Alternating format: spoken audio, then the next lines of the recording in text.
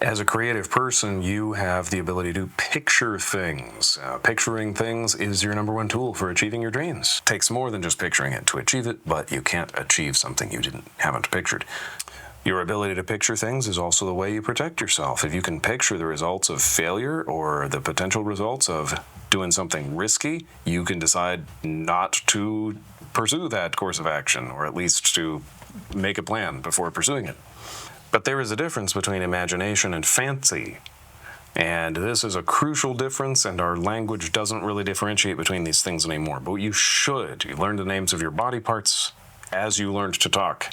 We need to learn the names of our mental parts as well. And imagination and fancy, not the same thing. Imagination is about making images. Literally, it's the crafting of images in your mind that could help you make a plan for the future, whether it's for a result that you desire or you don't desire. Fancy is often confused for imagination. Fancy is more like daydreaming. It is the part of you that creates images that you are not moving toward. They are images that are just there. It's connected to the word fantasy, but the thing is, the word fantasy has become associated with imaginative literature nowadays, so it's confusing. The imagination makes images, but the fancy makes what I'm going to call vanities. The vanities come in three kinds. Two of them are bad. One of them is neutral, but can become good. The worst kind are the malevolent fantasies. The fantasies about hurting somebody, even just emotionally, proving your point, proving they were wrong, embarrassing them. Something that they probably deserve. That person from your past probably deserves to be humiliated. But to have this malevolent fantasy isn't moving you anywhere.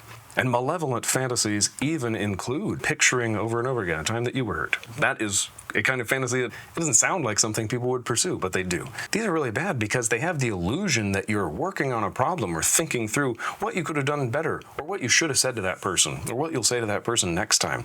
It has the illusion of actually making a plan for next time, but it's not. You already know you shouldn't be doing this, but knowing that it isn't even imagination might help prevent you from doing it anymore. It's just continuing to focus your attention on something negative instead of something positive. Notice that. Negative is taking things out. Positive is putting things in. You're not going anywhere if you are focused on negative things.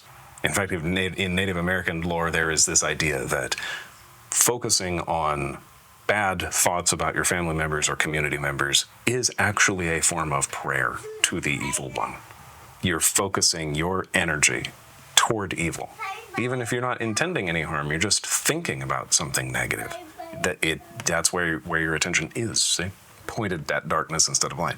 Next kind is the selfish fantasies, which are maybe not bad things, but they are selfish. They're self-absorbed, picturing yourself with some kind of a reward that you really haven't earned and aren't taking any steps to earn, or maybe even a reward that wouldn't be good for you.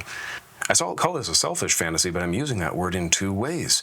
First of all, it's the fulfillment of a selfish desire, but also the fantasy is selfish. It wants to stay alive, taking up all of your time and attention. It wants to live there in your thoughts. The thought wants you to keep thinking about it. And this is pernicious because it trains you to think about yourself instead of about what you could be doing to improve your life.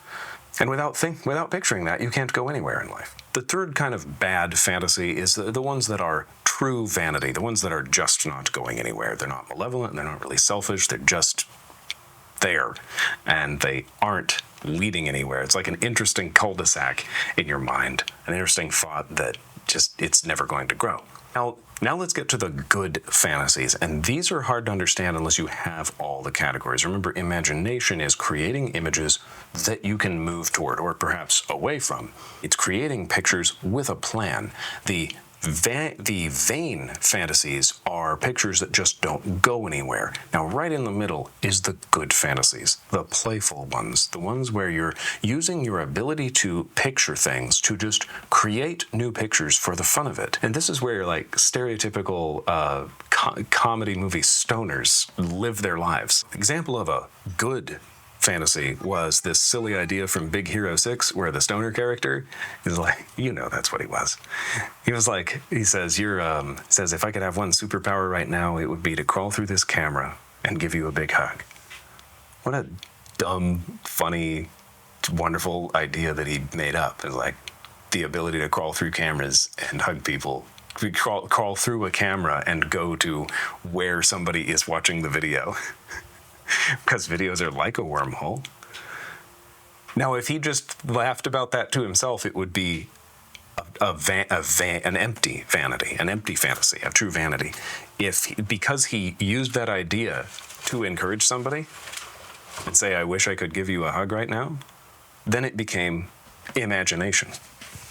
He did hug that person virtually with his words. It was an image that he acted on and had a real effect in the world.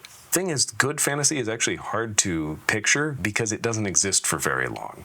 It's the bridge between true vanities and imagination. When you think of a thought, a new, playful, wonderful, interesting, funny, profound thought, it's either going to go nowhere or it's going to go somewhere. If it goes nowhere, it's a vanity. If it goes somewhere, it's imagination. But we need this as a category because the good fantasies, they don't need the burden of being imagination. They need to just be fantasies when you're making them up, when you're doing some kind of group creativity, just having fun, just joking around, making up ideas that maybe don't go anywhere. It's okay to make up ideas that maybe don't go anywhere. It's not okay to spend time on ideas that will go nowhere. A lot of the stuff's going to fall by the wayside. It's a vanity. Don't think about it anymore. It's fine. You had to think about it in order to get to the good fantasy. The good fantasy should be this category you're always emptying out. You're always sorting out, like, this was a vanity, whether it was a true vanity or a selfish vanity or a malevolent vanity. Sweep it over there. This one was imagination. I'm going to go somewhere with this, and you sweep it over here.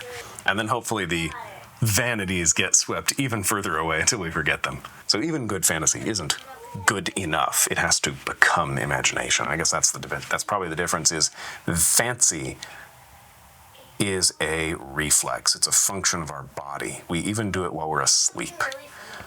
Imagination takes love of the idea and love of the person or community or universe that you are seeking to improve with this idea. So spot the difference.